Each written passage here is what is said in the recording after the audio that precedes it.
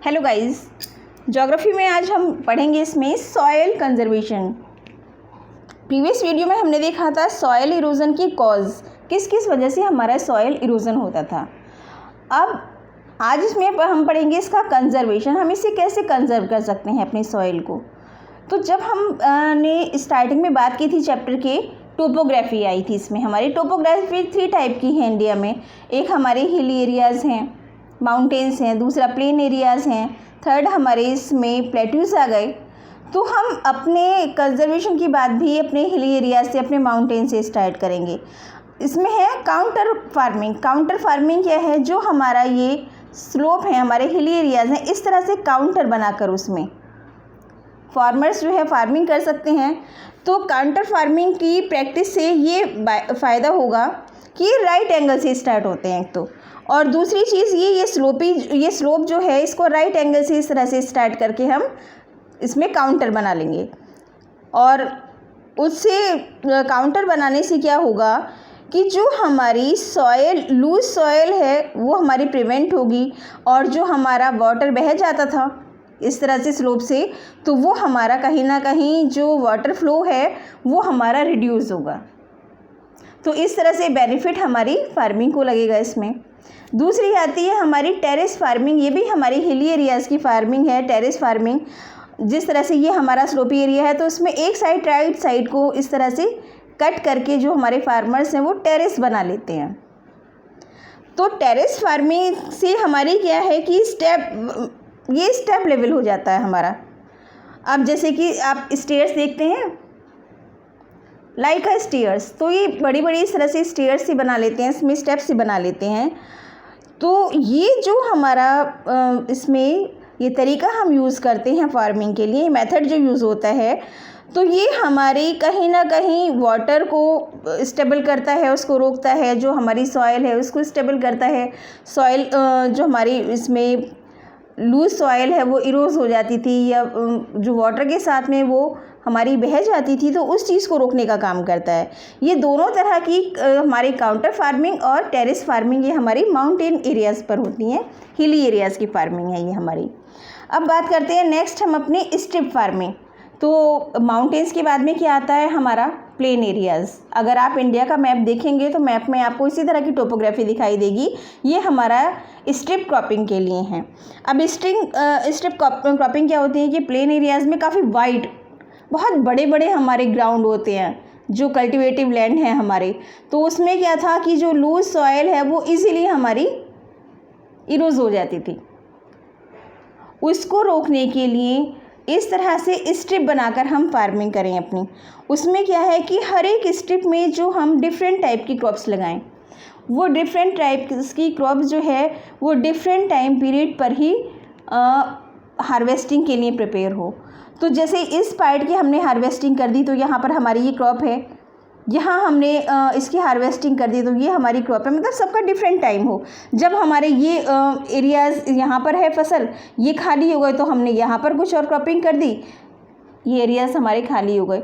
तो मैं सारे हमारे एक साथ नहीं होंगे, तो उससे क्या है कि काफ़ी हद तक जो हमारी प्रॉब्लम आती है सॉयल इरोजन की वो हमारी रुक जाएगी। दूसरा, this crops ripen as different times. ये क्रॉप्स अलग अलग टाइम पर पकेंगी, हमारी अलग अलग टाइम पर तैयार होंगी। There is no time when the entire area is left. ऐसा हो ही नहीं सकता कि ये पूरा एरिया एक साथ ही खाली हो जाए, तो जो कि हमारे सॉयल इरोजन को रोकने का काम करेगा। अब हम बात करते हैं इसके अलावा, ये आ गई हमारी फैलो कहते हैं खाली जगह। कि कई बार क्या होता है कि इतनी हम बार यूज़ कर चुके होते हैं उस कल्टिवेटिव लैंड को कि उसकी सॉइल की जो नेचुरल फर्टिलिटी है, जो उसकी क्वालिटी है वो डाउन हो जाती है, ख़त्म हो जाती है। तो उसके लिए बहुत ज़रूरी है कि कुछ लैंड को हम कुछ समय के लिए विदाउट क्रॉप्स यानी खाली छोड़ दें, हम उस पर कोई भी क्रॉपिंग ना करें, जिससे कि उसका जो मॉइस्चर लेवल है वो इम्प्रूव होगा, जो टेक्सचर है उस सॉइल का वो इम्प्रूव होगा। टेक्सचर और मॉइस्चर के इम्प्रूव होने से उसकी फर्टिलिटी बढ़ेगी और जो उसकी क्वालिटी होगी वो भी अप होगी, जिसकी वजह से जब उसके बाद में उस पर हम फार्मिंग करेंगे तो वो हमारी क्रॉप बहुत अच्छी होगी। यानी कि हमें उसका ज़्यादा से ज़्यादा बेनिफिट मिलेगा। तो फैलोइंग का मतलब क्या है कि उसे कुछ टाइम के लिए इस एरिया को हमें बिल्कुल खाली छोड़ना पड़ेगा, यानी हमें इस पर कोई भी क्रॉपिंग नहीं करनी है। तब हम इसकी नेचुरल फर्टिलिटी को और नेचुरल मॉइस्चर को बनाकर रख सकते हैं, उसको मेंटेन कर सकते हैं। अब है हमारी मल्चिंग। मल्चिंग हमारा नेक्स्ट है इसमें। उसमें क्या होता है हमारा कि इस फार्मिंग में जो हमारी सॉइल है उसको हम प्रोटेक्ट करते हैं किसी कवर से।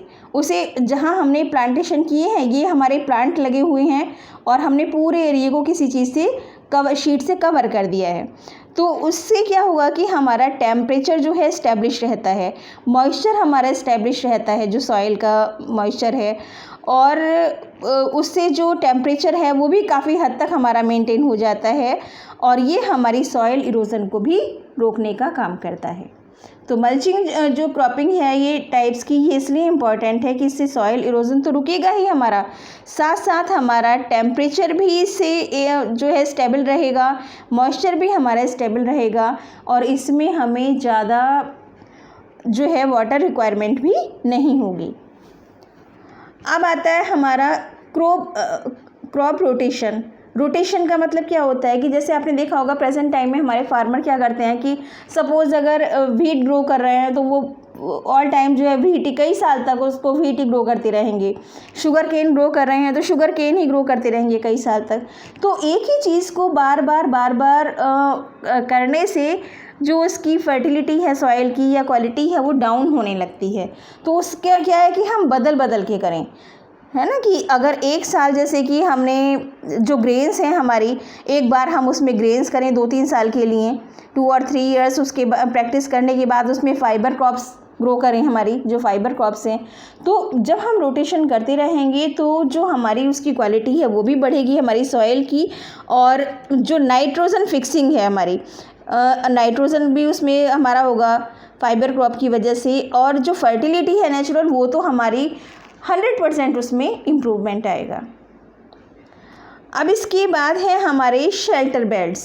शेल्टर बेड्स आपने देखा होगा कि जो हमारे फार्मिंग लैंड हैं इनके आसपास, जी हमारे फार्मिंग लैंड है, अब यहाँ तो हमारी क्रॉपिंग हो रही है तो इस एरिया में जो एक्स्ट्रा एरिया है यहाँ पर प्लांटेशन कर देते हैं, यहाँ पर प्लांट्स लगा देते हैं, हम ट्रीज़ लगा देते हैं, तो वो कहलाता है हमारा शेल्टर बेल्ट एरिया। तो शेल्टर बेल्ट जो हमारा मार्जिन एरिया होता है उसे हम उस एरिया में ही कर सकते हैं।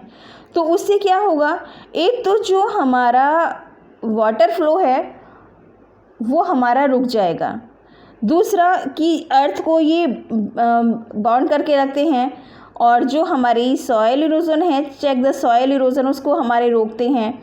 जो क्योंकि जो हमारी इसकी प्लांट्स की रूट्स होती हैं ये सॉइल को बहुत अच्छे से कैच कर लेती हैं, जिसकी वजह से फ्लड उस एरिया में कम आती है, फ्लड का इफ़ेक्ट कम होगा उस एरिया में, और दूसरा सॉइल इरोजन कम होगा हमारा, और शेड जो हमारे शेल्टर बेल्ट है उसका काम तो ये कर रही हैं, शेड प्रोवाइड करा रही हैं, और दूसरा ये हमारे रेनिंग के भी बहुत अच्छे एजेंट हैं कि हमारा जो है जितनी ज़्यादा प्लांटेशन कम होती जा रही है इसकी वजह से ही एक है कि रेन भी हमारे यहाँ कम होती चली जा रही है।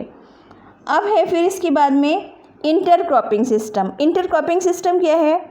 It is a farming that is in which 2 or more crops are grown. अब एक या दो से ज़्यादा हम ग्रो कर सकते हैं। अब आप कहेंगे कि ये तो हमने जो था स्ट्रिप फार्मिंग में भी पढ़ा था, लेकिन दोनों में अंतर है। स्ट्रिप फार्मिंग में क्या था कि वो क्रॉप जो है हमारी वो डिफरेंट टाइम पर प्रिपेयर हो रही थी। इसमें क्या है कि एक ही टाइम पर हम उसे कर सकते हैं कि एक ही प्लॉट है हमारा कि कुछ एरिया पर जैसे कि हम लोग जो है फूड ग्रेन्स कर दें, कुछ पर अपने फाइबर्स कर दें, तो उसकी वजह से भी हमारी जो सॉइल फर्टिलिटी है वो बनी रह सकती है ना। और हमें एक साथ, अगर हमारे पास कल्टीवेटिव लैंड ज़्यादा है तो हमें एक साथ 2 या 3 क्रॉप्स आसानी से मिल सकती हैं। इसके बाद आती है हमारी डिप इरिगेशन, क्योंकि इरिगेशन में हमारा वाटर बहुत वेस्ट होता है। जो हमारा अंडरग्राउंड वाटर है वो उसकी बहुत ज़्यादा वेस्टिंग होती है कई बार, तो उसको रोकने के लिए हमारे जो अननेसेसरी वाटर एक्सप्लॉयटेशन है उसको रोकने के लिए, सॉइल फर्टिलिटी को बनाने के लिए, सॉइल को रोकने के लिए हम अपने इस मेथड को यूज़ कर सकते हैं। ये हमारा इरिगेशन मेथड है। इस मेथड में वाटर जो है स्लोली बहुत धीरे धीरे रिलीज़ होता है जो प्लांट्स तक जाता है, और जिसकी वजह से जो हमारी सॉयल रन ऑफ हो जाती थी, बह जाती थी, वो भी हमारी रुक जाएगी इससे, और जो हमारी वाटर प्रॉब्लम है वो भी काफ़ी हद तक हमारी सॉल्व होगी। लास्ट है इसमें हमारा अफॉरेस्टेशन, जो कि मेन है। प्लांटेशन तो हमारे लिए मस्ट है हर तरह से। अगर हमें अपने सॉइल की फर्टिलिटी को रोकना है, हमें अपने टेम्परेचर को कंट्रोल रखना है, हमें अपने एटमॉस्फेयर को, अपने क्लाइमेट को कंट्रोल रखना है, और दूसरी हमें अगर फ्रेश ऑक्सीजन चाहिए, तो इन सब के लिए ये तो हमारे लिए प्लांटेशन तो मस्ट है हर तरह से, है ना, कि हम जो है मैक्सिमम ज़्यादा से ज़्यादा प्लांटेशन करें, रीफॉरेस्टेशन। अगर किसी एरिया को हमने इसके जो प्लांट्स हैं, ट्रीज़ हैं, क्लियर किया है उस एरिया को, तो वहाँ पर रीफॉरेस्टेशन करें, दोबारा उसको प्लांटेशन करें, वहाँ पर दोबारा उसको ग्रो करने में हेल्प करें, ताकि ये सब चीज़ें हमारी जो हमारा एक इकोसिस्टम है, एक हमारा चैनल सिस्टम है, वो हमारा कंटिन्यू बना रहे। तो ये तो थे हमारे क्रॉपिंग मेथड, जो कि हम डिफरेंट टाइप से यूज़ करके अपने सॉयल कंजर्वेशन को रख सकते हैं। अब नेक्स्ट आता है हमारा वाटर।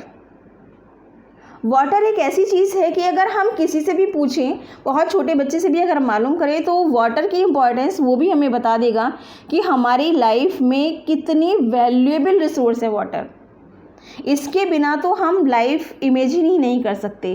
प्लैनेट्स तो आपने देखा होगा बहुत सारे हैं, लेकिन वहाँ पर ऑक्सीजन और वाटर, इनकी वाटर की कमी की वजह से ही वहाँ पर लाइफ नहीं है। और अर्थ पर लाइफ होने का सबसे बड़ा रीज़न क्या है? Presence of water. इसलिए अर्थ को ब्लू प्लैनेट भी कहा गया है। ब्लू प्लैनेट क्यों कहा गया है? क्योंकि हमारे जो वाटर बॉडीज़ हैं, ऊपर से देखने में जो हमारे ओशंस हैं, सीज़ हैं, तो वो ब्लू लगते हैं। आपने मैप में भी देखा होगा, कई बार ग्लोब पर भी देखा होगा आपने, कि वाटर को ब्लू कलर से शोज़ करते हैं, तो इसलिए इसको ब्लू प्लैनेट भी कहा गया है। बहुत वैल्यूएबल रिसोर्सेज है ये हमारे ह्यूमन बीइंग के लिए, हमारे लिए नहीं, प्लांट्स के लिए, एनिमल्स के लिए, ह्यूमन बीइंग के लिए, तीनों के जितने भी हमारे लिविंग बीइंग्स हैं, सब के लिए वाटर इम्पॉर्टेंस ऐसी है कि हम इसे मना नहीं कर सकते। अब ये है कि इसमें कई बार एक क्वेश्चन आता है इसको लेकर अक्सर, इम्पॉर्टेंस ऑफ वाटर, और सब कुछ पता होने के बाद भी हमारे बच्चे इसको छोड़ कर आ जाते हैं। क्यों? क्या आप हमें ये नहीं पता है? अगर आपसे वैसे पूछा जाए जनरली, तो आप बहुत सारे इसके हमें यूज़ बता देंगे। जो हमारे वाटर के यूज़ हैं, हमें इम्पॉर्टेंस में वही बताने हैं इसके। जैसे कि ये हमारे प्लांट्स, एनिमल्स और ह्यूमन बीइंग सभी के लिए रिक्वायरमेंट है इसकी, वाटर की। दूसरा, drinking water, cleaning and other domestic purpose, जितने भी हमारे घरेलू काम हैं, खाना बनाना हुआ, घर की सफाई हुआ, प्लांटिंग हुआ हमारी, और हमारी अपनी नीड पर्सनल ड्रिंकिंग वाटर, तो हमारी वो डोमेस्टिक पर्पस में आ जाती हैं। फॉर एग्रीकल्चर, एग्रीकल्चर के लिए बहुत ज़रूरी है, क्योंकि इसके बिना तो एग्रीकल्चर पॉसिबल ही नहीं है। दूसरा, to generate hydro electricity power. अब बिजली बनाने के लिए भी जो है, हाइड्रो इलेक्ट्रिसिटी बनाने के लिए भी वाटर रिक्वायरमेंट होती है, बिना इसके इलेक्ट्रिसिटी जनरेट नहीं हो सकती, जो हाइड्रो इलेक्ट्रिसिटी है हमारी। ट्रांसपोर्टेशन के लिए वाटर नहीं होती, तो अगर हमारे ओशन नहीं होते, एंशिएंट टाइम से हमारा जो था बाय सी रूट जो है, अदर कंट्रीज़ के साथ हमारा ट्रांसपोर्ट हुआ है ना, हमारा एक्सपोर्ट इंपोर्ट उसी के थ्रू चलता है। और disposal of sewage, there are so many ones, हमारी इंडस्ट्रीज़ हुई, कंस्ट्रक्शंस वर्क हुआ हमारा, सभी के लिए वाटर रिक्वायरमेंट मस्ट है। तो ये तो थी हमारी इसकी इम्पोर्टेंस। अब हम बात करते हैं कि फ्रेश वाटर रिक्वायरमेंट हमें कहाँ कहाँ होती है। फ्रेश वाटर, अब अगर हम ये करें वाटर प्रेजेंस, वाटर हमारे एक रिसाइकलिंग रिसोर्सेज है, लेकिन हम जितना उसका यूज़ कर रहे हैं जिस तरह से, तो हम ये नहीं कह सकते कि प्रेजेंस में हमारे पास जितना अमाउंट है वो फ्यूचर में भी हमारे पास उतना होगा, या हम उसे इंक्रीज़ करेंगे। क्यों? क्योंकि हम उसे अननेसेसरी बहुत एक्सप्लॉइट कर रहे हैं। दूसरा, जो हमारी बढ़ती हुई पॉपुलेशन है, पॉपुलेशन का तो हम कह ही नहीं सकते। अगर हमारी पॉपुलेशन बढ़ेगी तो ओबियसली जो हमारी वाटर रिसोर्स है उसके ऊपर बहुत ज़्यादा बर्डन पड़ेगा, क्योंकि इसके बिना तो, ये तो हमारी इसेंशियल नीड है, इसके बिना तो हमारी लाइफ चल ही नहीं सकती। स्टैंडर्ड ऑफ लिविंग, हमारे जीने का तरीका बहुत बदल गया है, लाइफ ऑफ स्टैंडर्ड चेंज हो गया है हमारा। कि पहले देखा होगा कि मडी हाउसेज होते थे, बहुत छोटे छोटे हाउसेज, और उसी में बहुत बड़ी बड़ी फैमिलीज रह लिया करती थी। लेकिन अब क्या है कि हमारा लिविंग स्टैंडर्ड हाई हो गया है, सभी को अपने सेपरेट हाउस चाहिए, काफ़ी बड़े बड़े हाउसेज चलने लगे हैं और मल्टी स्टोरी बिल्डिंग चलने लगी हैं। तो उसके लिए भी वाटर हमारा यूज़ हो रहा है, जो हमारा नेचुरल रिसोर्स है। इकोनॉमिक डेवलपमेंट मीन्स हमारी इंडस्ट्रीज सेटअप हो रही हैं बहुत सारी, उसके लिए भी वाटर रिक्वायरमेंट ही है। इंडस्ट्रीज़ में केमिकल इंडस्ट्रीज़ हैं, अदर इंडस्ट्रीज़ हैं, वो तो वाटर पर ही हैं। हमारी जो हमारी कॉटन इंडस्ट्रीज़ है, वह सबके काफ़ी सारी इंडस्ट्रीज़ ऐसी हैं हमारी मोस्टली कि उनके डेवलपमेंट के लिए वाटर रिक्वायरमेंट हमारी मस्ट है। तो वाटर रिसोर्सेज हमारी एक ऐसी रिसोर्सेज है कि ये हमारे लिए बहुत ज़्यादा ज़रूरी है। और जब हम जैसे जैसे हमारी पॉपुलेशन बढ़ रही है, और चीज़ों पर तो लोड बढ़ ही रहा है, लेकिन सबसे ज़्यादा प्रॉब्लम वाटर की आएगी कि अगर हमारा नेचुरल वाटर ही ख़त्म होने लगा तो हम उसकी किस तरह से पूर्ति कर सकते हैं।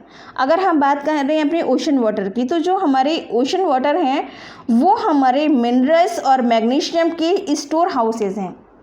मैग्नीशियम और मिनरल्स बहुत है, सॉल्ट ही है, सॉल्ट हमें बहुत वहाँ से मिल जाता है। तो इस तरह से हमारे लिए जो ओशन वाटर हैं और जो फ्रेश वाटर है, दोनों ही हमारे लिए इम्पोर्टेंट्स हैं। अब इनको रोकने के लिए multipurpose project, river valley project बनाए गए हैं। मल्टीपर्पज़ रिवर वैली प्रोजेक्ट क्या हैं कि उससे वो हमारे इरिगेशन के लिए भी, हमारी डोमेस्टिक नीड के लिए भी, और हमारे एनिमल्स के लिए भी, हमारे एग्रीकल्चर के लिए भी, मतलब हर तरह से हम उसका यूज़ कर सकते हैं। तो वो हमारे सारे पर्पस को कंप्लीट करते हैं।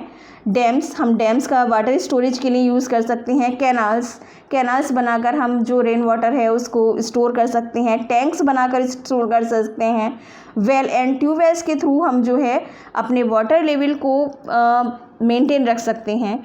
तो ये तो थे प्रोसेस ऐसे जिसके थ्रू हम अपने वाटर को, जो हमारा नेचुरल वाटर है, रेन वाटर है, उसे स्टोर कर सकते हैं और अपने ग्राउंड वाटर को भी इसके थ्रू इंक्रीज़ कर सकते हैं।